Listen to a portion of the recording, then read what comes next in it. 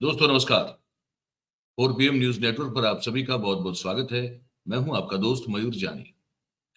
दोस्तों, आप जानते हैं कि हम प्रोफेसर अभय कुमार दुबे जी के साथ प्रतिदिन जो है हर रोज एक कार्यक्रम करते हैं। उस कार्यक्रम का शीर्षक है देश की बात, प्रोफेसर अभय कुमार दुबे जी के साथ। और इस कार्यक्रम में हम अभय जी से सांप्रत स्थितियों को लेकर, जो करंट अफेयर्स हैं उनको लेकर, विशेष रूप से राजनीतिक तौर पर हम उनसे जानने की कोशिश करते हैं कि जो अभी हमको दिखाई दे रहा है, जिस पर हम बात करना चाहते हैं, ऐसे अलग अलग मुद्दे होते हैं, उन पर वो क्या सोचते हैं, वो क्या एक आकलन करते हैं और वो क्या चीज जो है वो आप तक पहुंचाना चाहते हैं। आज भी वो करेंगे। तो मैं सबसे पहले स्वागत कर लूं अभय जी का और जोड़ लूं हमारे साथ उनको। अभय जी, बहुत बहुत स्वागत है आपका। आपने धन्यवाद आज धन्यवाद जी। जी, आज हम सर, एक सवाल मन में था आज, मैंने कहा आपसे वही पूछूं मैं। वो ये था कि देखिए, 30 तारीख कल है, 30 तारीख को तो तेलंगाना में भी वोटिंग जो है संपन्न हो जाएगी। जी। हम्म। ठीक है। अब इसमें तो वो बात भी हम कर चुके हैं कि क्या नजर आ रहा है, आपको क्या दिखाई दे रहा है इस चुनाव सब के परिणाम को लेकर, तो वो तो हम अभी रिपीट नहीं करेंगे। लेकिन इसके बाद ये भी सुनने में आ रहा है अभय जी की भारतीय जनता पार्टी की ओर से अब इस तुरंत, मतलब चुनाव के संपन्न होते ही, शायद परिणाम की भी राह देखे बगैर, कुछ 2024 के चुनाव को लेकर अभी से जो है कुछ ताबड़तोड़ तैयारियां करना शुरू की गई है। अगर उस पर आप कोई रोशनी डाल पाए हमारे दर्शकों को कि क्या क्या हो रहा है, कैसे इस चुनाव को देख रही है पार्टी, और फिर इसके चलते आने वाला जो लोकसभा चुनाव है उसको लेकर तैयारियां क्या करने की कोई रणनीति बनी है या क्या सोच बनी है। मयूर भाई, ये तो आपने ठीक कहा कि अभी कल तेलंगाना में वोट पड़ेंगे, शाम को एग्जिट पोल आएगा और 3 दिसंबर को वोटों की गिनती होगी। तब चुनावी नतीजे हम लोगों के सामने आएंगे। लेकिन ये अंदाजा भी आपका सही है कि भारतीय जनता पार्टी ने एग्जिट पोल और नतीजों का इंतजार किए बिना, मुझे ऐसा लगता है कि 2024 के चुनाव की मुहिम शुरू कर दी है। देखिए, अभी जहां पर वोट पड़ रहे थे, ये हिंदी पट्टी के 3 बड़े राज्य हैं, छत्तीसगढ़, मध्य प्रदेश और राजस्थान। और उत्तर प्रदेश पहले से ही भारतीय जनता पार्टी के हाथ में है। ऐसी स्थिति में भारतीय जनता पार्टी ने अपना फोकस उन प्रांतों के ऊपर किया है जो दरअसल उसके प्रभाव क्षेत्र का अंग नहीं माने जाते। लेकिन उन प्रांतों में उसने 2019 के अंदर अच्छा खासा प्रदर्शन किया था। इन प्रांतों में एक बहुत बड़ा और महत्वपूर्ण प्रांत है पश्चिम बंगाल। पश्चिम बंगाल में भारतीय जनता पार्टी ने सभी को आश्चर्यचकित करते हुए पिछली बार 18 सीटें जीत ली थी। और उन 18 सीटें जीतने से एकदम ममता बनर्जी का दिमाग ही घूम गया था कि अब भारतीय जनता पार्टी के उभार को हम कैसे रोकें। उसी चुनाव में दिखाई पड़ गया था कि कांग्रेस और मार्क्सवादी कम्युनिस्ट पार्टी की अब पश्चिम बंगाल में कोई खास राजनीतिक औकात नहीं रह गई है। भाजपा का सीधा मुकाबला तृणमूल कांग्रेस से है। उस चुनाव के बाद स्थिति ये बनी थी कि तृणमूल कांग्रेस के स्थानीय स्तर के कार्यकर्ता और नेता लाइन लगाकर भारतीय जनता पार्टी के दफ्तरों में जा रहे थे और भाजपा का उन्हें झंडा समाया जाता था और वो भारतीय जनता पार्टी के सदस्य बन जाते थे। ऐसा लग रहा था कि कुछ ही दिनों की बात है, तृणमूल कांग्रेस तृणमूल कांग्रेस को भाजपा जड़ से उखाड़कर पश्चिम बंगाल की सत्ता पर कब्जा कर लेगी। लेकिन जब विधानसभा का चुनाव हुआ तो ममता बनर्जी ने बाजी पलट दी और भाजपा को न केवल उन्होंने चुनाव में हराया, काफी बुरी तरीके से हराया, बल्कि जो लोग तृणमूल कांग्रेस छोड़कर भाजपा में चले गए थे, उन सब लोगों ने रिक्शों पर माइक लगाकर, लाउड स्पीकर लगाकर ममता बनर्जी से सार्वजनिक रूप से माफी मांगी और दोबारा वो टीएमसी में दाखिल हुए। और ऐसा लगा कि कुछ दिनों बाद कि भारतीय, मतलब एक 15-20 दिन, महीने भर के बाद ऐसा लगने लगा कि अब भारतीय जनता पार्टी में शुभेंदु अधिकारी और दिलीप घोष के अलावा कोई बचेगा नहीं, हो सब लोग भारतीय जनता पार्टी छोड़कर चले जाएंगे। तो ये जो पूरा घटनाक्रम था, ये घटनाक्रम बहुत दिलचस्प था और ये बताता था घटनाक्रम कि किस तरीके से चुनावी बाजी पलटती है। अब भारतीय जनता पार्टी के सामने दिक्कत क्या है, जिसका हम लोग 4 PM के मंच पे कई बार चर्चा कर चुके हैं।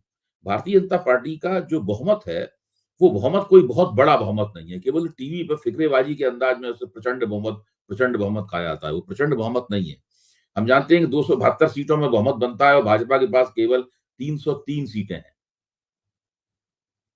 यानी भाजपा के पास देखा जाए तो केवल 31 सीटें ऐसी हैं जो अगर कम हो जाएं तो भारतीय जनता पार्टी बहुमत की पार्टी नहीं रह जाएगी।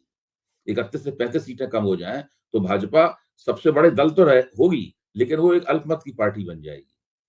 और यहीं पर भाजपा के रणनीतिकारों के मन में खटका लगा हुआ है। ऐसे बहुत से प्रांत हैं, जैसे कि पश्चिम बंगाल उनमें से एक है, महाराष्ट्र उनमें से एक है, और कर्नाटक उनमें से एक है। ऐसे कई प्रांत हैं जो भाजपा के हिंदी पट्टी उत्तर भारत वाला जो प्रभुत्व और साम्राज्य है, उस साम्राज्य के अंग नहीं है। और बिहार भी उनके अंदर शामिल हो गया है। हालांकि बिहार को कुछ लोग पूर्वी भारत का अंग मानते हैं और हम लोग उसे हिंदी पट्टी का अंग मानते हैं। लेकिन ये जो परिस्थिति है, इस परिस्थिति ने भाजपा के मन में एक तरह की शंका पैदा कर दी है कि अगर जिन प्रांतों में, जिन 6 ऐसे प्रांत हैं कि जिन प्रांतों में अगर भाजपा का पिछली बार जो स्ट्राइक रेट था 46%, उससे अगर स्ट्राइक रेट कम हुआ तो केवल यही प्रांत भाजपा से वो जो 33-34 सीटें हैं जो भाजपा से छीनी जानी है, उनको बहुमत से घटाकर अल्पमत की पार्टी बनाने में इन 3 प्रांतों में ही हो सकता है। क्योंकि इन 3 प्रांतों में भाजपा अपने आप को बहुत सुरक्षित नहीं महसूस करती। ममता बनर्जी बहुत ही शक्तिशाली क्षेत्रीय नेता है।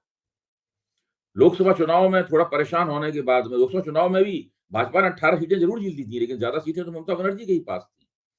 अब तो विधानसभा चुनाव में उन्होंने बहुत जम के सीटें जीती हैं। तो अब ये एक बहुत बड़ा भाजपा के सामने संकट है। इसीलिए भाजपा ने अभी हिंदी पट्टी के क्षेत्रों में तो वो अपनी मुहिम चलाई रहे थे विधानसभा चुनाव के लिए, इसलिए उन्होंने इन क्षेत्रों में अपनी मुहिम की शुरुआत कर दी है। और उसका आगाज मुझे लगता है कि पश्चिम बंगाल में अमित शाह ने जो विशाल रैली की है उससे किया गया है। तो मैं समझता हूं कि 2024 की लड़ाई शुरू हो चुकी है। और कांग्रेस को भी जैसे ही 3 दिसंबर को नतीजे आते हैं, उसके बाद अगला कदम कांग्रेस का ये होना चाहिए कि जो INDIA गठजोड़ है, जो इंडिया गठजोड़ है, उस गठजोड़ की गतिविधियां जो अभी सुस्त पड़ी हुई हैं, तकरीबन ठप पड़ी हुई हैं, उसको फिर से उठाना, झाड़ना पोंछना और उसको उसी अंदाज में, उसी तेवर, उसी बगावती तेवर के साथ में राष्ट्रीय मंच पर भाजपा के मुकाबले खड़ा करना। ये कांग्रेस को ही करना पड़ेगा। जी, बिल्कुल ये बात तो सही है कि और भारतीय जनता पार्टी के लिए ये एक तरह से एक अलार्म है, अलर्ट सिचुएशन है, ये आप कह सकते हैं, बिल्कुल सही बात है। पर जैसे आपने वो जो 3 या 4 राज्य गिनाए अभी के कलकत्ता है, ये मतलब पश्चिम बंगाल है या कर्नाटक है या क्या हम ऐसे उन राज्यों की श्रेणी में जहाँ पे भारतीय जनता पार्टी को लगता है कि वो उतनी मजबूत नहीं है, तो ये कहाँ से ये जो दोहन करना है सीटों का ताकि वो 272 का आंकड़ा जो है बरकरार रहे, उससे ऊपर जो मिले वो, उसमें आप उड़ीसा, तमिलनाडु, आंध्र, तेलंगाना इनको भी आप साथ में जोड़ना चाहेंगे? देखिए, तमिलनाडु में तो भारतीय जनता पार्टी ने खुद ही अपनी स्थिति खराब कर ली। तमिलनाडु में अखिल भारतीय अन्ना द्रमुक, यानी जिसकी जयललिता नेता हुआ करती थी, उस पार्टी के साथ भाजपा का समझौता था। अन्ना द्रमुक राष्ट्रीय जनतांत्रिक गठजोड़ यानी NDA के अंदर थी। तभी सनातन वाला मसला उठा, तो खुद नरेंद्र मोदी ने भाजपा के नेताओं, प्रवक्ताओं से कहा कि आप जोर शोर से सनातन वाला मसला उठाइए। तो सब देश में सनातन वाली बात होने लगी। तो उससे तमिलनाडु की राजनीति में इतना दबाव बना, वो तो द्रविड़ राजनीति है, सनातन का विरोध तो वहीं से शुरू हुआ था, उदयनिधि स्टालिन ने शुरू किया था। इतना दबाव बना कि जयललिता की पार्टी NDA छोड़कर बाहर चली गई। अब इस वक्त तमिलनाडु में भारतीय जनता पार्टी के पास में कोई गठजोड़ मित्र ही नहीं है। पूरी तरीके से भाजपा वहां अकेली खड़ी हुई है। तो भाजपा को तो वहां पर मेरे ख्याल से एक कदम बढ़ाने के लिए भी जगह नहीं है भाजपा के पास तमिलनाडु में। तो तमिलनाडु से तो उसे किसी किस्म की सीटों के मामले में कोई मदद नहीं मिल सकती। दूसरा आता है बीजू जनता दल, और फिर आता है आंध्र प्रदेश में जो जगन मोहन रेड्डी हैं, वो नवीन पटनायक, जगन मोहन रेड्डी और के चंद्रशेखर राव आते हैं। तो इनके बारे में तो मैं पहले भी कह चुका हूं और मैं मानता भी हूं कि इन तीनों नेताओं के साथ में भारतीय जनता पार्टी ने एक तरह की अलिखित अघोषित समझदारी कायम कर ली है कि लोकसभा चुनाव के बाद अगर भाजपा के पास सीटें कम रह जाती हैं तो ये तीनों नेता भाजपा की मदद करेंगे। इस प्रकार की समझदारी है। अब सवाल यह है कि सीटें कितनी कम रहती हैं। अगर सीटें पूरी हो आई भाजपा की तो भाजपा खुद ही इनसे मदद नहीं लेगी। अगर भाजपा की थोड़ी सीटें कम रह गई तो भाजपा इनसे मदद लेगी और ये भी मदद देंगे और बदले में अपनी अपने फायदे का भाजपा के साथ सौदा करेंगे। लेकिन भाजपा की अगर बहुत ज्यादा सीटें कम हो गई तो फिर ये लोग कोशिश करेंगे कि ये भाजपा विरोधी शक्तियों के साथ चले जाएं। तो इस वक्त राजनीति जो है 2024 की दोनों सिरों पर खुली हुई है। आप किसी भी क्या होगा इसके बारे में सब कुछ विश्वास के साथ नहीं कह सकते। विश्वास के साथ नहीं कह सकते, बात सही है सर। पर क्योंकि मैं पूछ ही रहा हूं तो मैं कुछ और भी थोड़ा इसमें आगे पूछना चाहता हूँ, एक आध सवाल कि चलिए, पर वो जो राज्य जिसको हम मतलब काउ बेल्ट कहते हैं, टोटल काउ बेल्ट जो हिंदी बेल्ट है, वो उसमें आप जैसे कह रहे हैं कि भाई हम लोग मानते हैं कि बिहार जो है उसी का हिस्सा है, कुछ लोग मानते हैं कि वो पूरी भारत का हिस्सा है। चलिए ठीक है, पर हमको वहां भी हिंदी बोली अच्छी तरह से समझी जाती है और वही भाषा है, उनकी अपनी अपनी बोलियां अलग है, अलग बात है। तो बिहार, झारखंड से लेके उत्तर प्रदेश, मध्य प्रदेश और ये राजस्थान, ये जो बेल्ट है पूरा, जी वहां वैसे देखा जाए तो बीजेपी को बड़ी सक्षम माना जाता है इस बेल्ट में। राज्यों के परिणाम, हाँ, एक बात आपने अपने अपने कार्यक्रम में की थी कि भाई वो काल अलग था, ये काल अलग है, ये समय अलग है, वो समय अलग था। जी ठीक है। तो आज के समय में जबकि पुराना जो प्रदर्शन था मध्य प्रदेश, छत्तीसगढ़ और राजस्थान हारने के बाद भी, और बिहार में फिर वो गठबंधन बना और फिर टूट भी गया। तो अभी ये जो मुख्य मेन जो काउ बेल्ट है हमारे, जो हिंदी भाषी या जो हिंदी बेल्ट है, वहां पे इनको कितना भरोसा है अपनी पार्टी के परफॉर्मेंस को लेकर, क्या लगता है आपको? बहुत भरोसा है। मैं तो ये मानता हूं कि भारतीय जनता पार्टी के रणनीतिकार और भारतीय जनता पार्टी का शीर्ष नेतृत्व ये मानता है कि भले ही हम विधानसभा चुनाव में अच्छा प्रदर्शन ना करें, लेकिन ये हमारे प्रभाव क्षेत्र के जो 11 राज्य हैं, जहां पे उसका स्ट्राइक रेट 90% से ज्यादा था, वहां तो वो बहुत अच्छा प्रदर्शन करेंगे। भाजपा के सामने शंका ये नहीं है कि वहां का प्रदर्शन अच्छा होगा कि खराब होगा। प्रदर्शन तो अच्छा ही होगा भाजपा का, और मैं भी मानता हूं कि अच्छा होगा। मैं इस बात से सहमत हूं। मेरा मानना है कि लोकसभा चुनाव में जहां पे मोदी जी प्रधानमंत्री पद के उम्मीदवार होंगे और स्थानीय मुद्दे और स्थानीय शक्तियां उतनी ज्यादा महत्वपूर्ण नहीं रह जाएंगी, वहां पर भारतीय जनता पार्टी का प्रदर्शन अच्छा ही होगा। लेकिन बहस का मुद्दा ये है, शंका यहां पर है कि वो प्रदर्शन कितना अच्छा होगा। भाई मान लीजिए किसी एक राज्य में एक पार्टी 100 सीटें लड़ती है और 100 सीटों में एक रिजल्ट ये है कि उसको 95 सीटें मिलती हैं या 98-99 सीटें मिलती हैं, तो हम लोग मानेंगे तकरीबन कि भाई तो 100% परिणाम रहा, इससे जी। अच्छा परिणाम हो ही नहीं सकता। दूसरा रिजल्ट ये है कि वहां 100 में 80 सीटें जीतती है भाजपा, तब भी ये कहा जाएगा कि परिणाम बहुत शानदार रहा, लेकिन तब वो पहले से 15 से 20 सीटें कम जीतेगी। और अगर उसका बहुमत और पूरे देश सरकार बनाने के मामले में उसकी जो संख्या है और जो हैसियत है, उस हैसियत में अगर 35 सीटों का ही संकट है उसके सामने, तब फिर वो 15 सीटें कम जीतना एक प्रांत में उसके लिए बहुत बड़ी बात हो जाएगी। भाजपा की चुनौती ये नहीं है कि वो इन राज्यों में शानदार प्रदर्शन करे, शानदार प्रदर्शन तो वो कर लेगी। भाजपा की चुनौती ये है कि शानदार प्रदर्शन से भी कहीं जाकर उसे इन राज्यों में तकरीबन 100% का रिजल्ट निकालना है, जो उसने 2019 में निकाला था। असली संकट ये है कि 100 में अगर 70 रह गया, 100 में 75 रह गया, 80 रह गया या 85 रह गया, तब भी भाजपा दिक्कत में फंस जाएगी। यानी सब लोग कहेंगे क्या शानदार प्रदर्शन किया। मसलन जैसे मान लीजिए दिल्ली में जो पहला जो 2015 का विधानसभा चुनाव था, उसमें भारतीय जनता पार्टी को केवल 3 सीटें मिली, तो वो बहुत ही घटिया किस्म का प्रदर्शन था। और आम आदमी पार्टी ने 67 सीटें जीत ली थी। अगले चुनाव में भारतीय जनता पार्टी को 7 या 8 सीटें मिली, आम आदमी पार्टी ने 61 या 62 सीटें जीती। दोनों ही हालतों में कहा जाएगा कि आम आदमी पार्टी का प्रदर्शन बहुत ही शानदार रहा।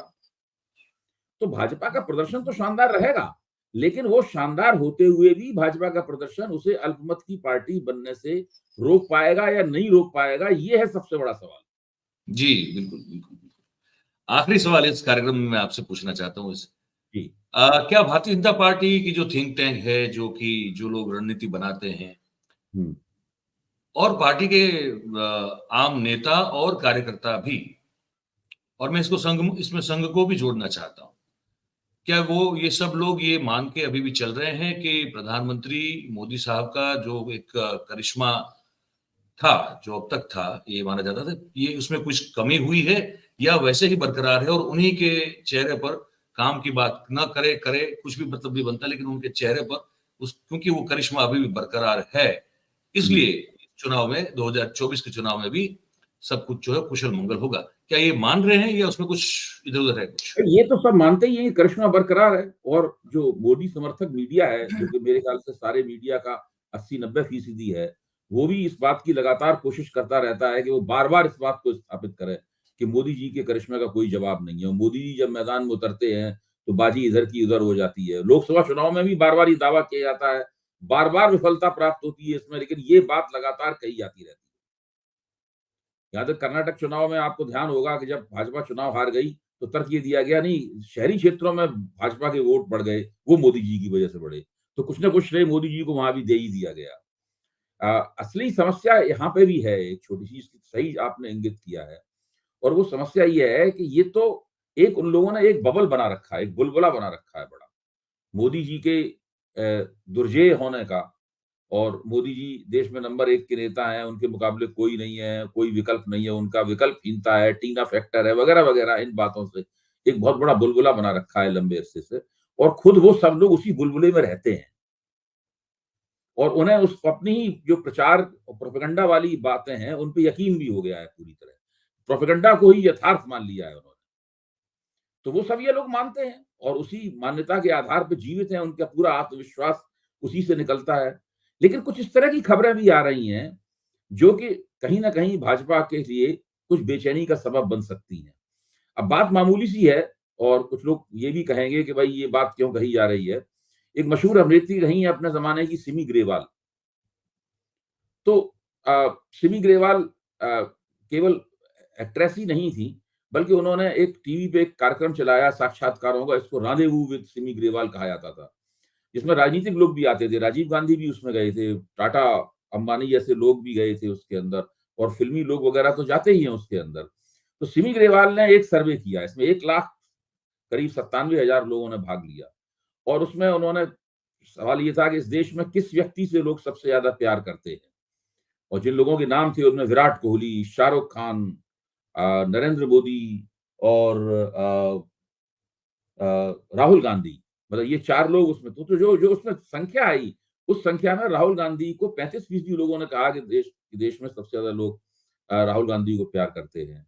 फिर शाहरुख खान, उसमें सबसे कम किसी को प्रतिशत मिला तो नरेंद्र मोदी को मिला, उन्हें केवल 13% मिला। विराट कोहली भी उनसे आगे थे, और आपके अ, शाहरुख खान भी उनसे आगे थे, और सबसे ज्यादा प्रतिशत मिला राहुल गांधी को। मैं ये नहीं कह रहा हूं कि इसके आधार पे ही हम सारे निर्णय ले लें, मैं तो केवल बता रहा हूं कि ये एक हांडी है बहुत बड़ी। उस हांडी में कई चावल हैं जिनको उठा के हम पता लगा सकते हैं, एक चावल नहीं। चुनावी हांडी में कई चावल हमें निकाल के देखना चाहिए कि हांडी ठीक से पकी या ना पकी।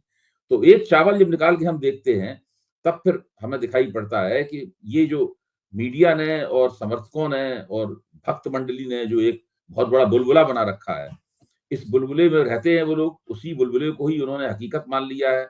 लेकिन बुलबुले के बाहर भी कुछ घटित हो रहा है, और उसकी खबरें भी धीरे-धीरे उस बुलबुले के भीतर पहुँच रही हैं। तब तो तत्काल रूप से मुझे लगता है कि 1 आध 2 दिन में जो वो सिमी ग्रेवाल है, उनको भी राष्ट्रद्रोही साबित किया जा सकता है और वो जो वोट दिए हैं, वो सब लोग भी जो है देशद्रोही करार दिए जाएँगे, ऐसा मुझे लगता है। पर आपने बहुत अच्छी हुँ, बात कही, अभय सर, आपने बहुत अच्छी बात कही और आज मेरे ख्याल से यहीं आप समाप्त करेंगे हम लोग जी। और आपने समय निकाला सर, बात की हमारे दर्शकों से, आपका बहुत-बहुत धन्यवाद सर। आपका बहुत-बहुत धन्यवाद। तो दोस्तों, ये अभय जी थे और उन्होंने बड़ी खुल के बात आज हमको समझाई है कि एक कि चुनाव के राज्यों के चुनाव के परिणाम तो 3 दिसंबर को आ जाएँगे, लेकिन भारतीय जनता पार्टी की ओर से अभी से जो है वो एक पूरा खाका तैयार ऑलमोस्ट उन लोगों ने शायद कर भी लिया है और उस तरह से उन्होंने एक रणनीति बना ली है कि 24 के चुनाव को कैसे जो है वो टैकल किया जाएगा, क्योंकि जैसे अभय सर ने कहा कि भई 303 सीटें हैं, ठीक है, लेकिन वो 35 सीट कम हो गई तो क्या करेंगे? अगर तो वो एक बड़ी एक वो जिसे कहते हैं जिस पर काम करने की ज़रूरत उनको पड़ेगी। दूसरी बात बड़ी महत्वपूर्ण उन्होंने ये कही कि भई काऊ बेल्ट या जो हिंदी बेल्ट हम जिसको कहते हैं, वहाँ अगर प्रदर्शन 100 में से 90 या 99 रहा तो ठीक है, जो पहले शायद हुआ। लेकिन अब अगर वो 80 हो गया, 75 हो गया तो कहा तो अच्छा जाएगा, लेकिन क्या वो जिताऊ होगा कि नहीं होगा, ये एक सवाल होगा। और अंतिम में जो उन्होंने बात की वो भी बड़ी मजेदार थी कि बुलबुला है जिसमें लोग रह रहे हैं कि भाई हम ही हैं और हम हमारे चेहरे पे सब हो जाएगा, या तो भक्त लोग या तो पार्टी के लोग मानते हैं कि प्रधानमंत्री के चेहरे पर इस बार भी करिश्मा है तो चुनाव जीत लिया जाएगा, लेकिन ऐसा नहीं है। सिमी ग्रेवाल का एग्जाम्पल उन्होंने रखा बड़े तर्कपूर्ण रूप से। तो ये सब बातें सुनकर आपको क्या लगा, आप क्या सोच रहे हैं, वो आप हमें हमारे एक कमेंट बॉक्स में लिख के ज़रूर से बताइएगा। और बात अगर आपको हमारी अच्छी लग रही हो, सही लग रही हो, तो फिर इस वीडियो को आप लाइक करें, इसकी लिंक को आप शेयर करें और हमारी जो चैनल है 4 PM न्यूज़ नेटवर्क 4 PM और उसके साथ-साथ हमारे सभी प्रादेशिक चैनल, उन सबको सब्सक्राइब करेंगे तो आपको सही और सटीक खबरें मिलती रहेगी। और हमारा जो जॉइन वाला बटन है, उसको अगर आप दबाएँगे तो हमको समर्थन और बल मिलेगा आपकी ओर से, जिसकी हमें ज़रूरत होती है। बहुत-बहुत धन्यवाद करते हैं आप सभी का जो इस कार्यक्रम में हमारे साथ जुड़े। Thank you very much. नमस्कार।